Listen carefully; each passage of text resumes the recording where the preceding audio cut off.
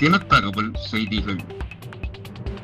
உலக பிரசித்தி பெற்ற காஞ்சிபுரம் காமாட்சி அம்மன் கோவிலில் மாசி மாத பிரம்மோற்சவம் கொடியேற்றத்துடன் துவங்கியது.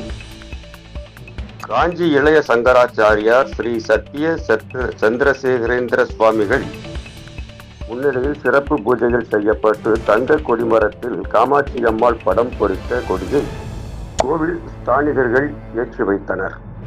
கோவில் மாநகரமான காஞ்சிபுரத்தில் மகா சக்தி பீடங்களின் முதன்மையானவற்றில் ஒன்றாக விளங்கும் உலக பிரசித்தி பெற்ற காஞ்சி ஸ்ரீ காமாட்சி அம்மன் கோவிலில் ஆண்டுதோறும் நடைபெறும் மாசி மாத பிரம்மோற்சவ விழாவில் ஏராளமான பக்தர்கள் கலந்து கொண்டனர்.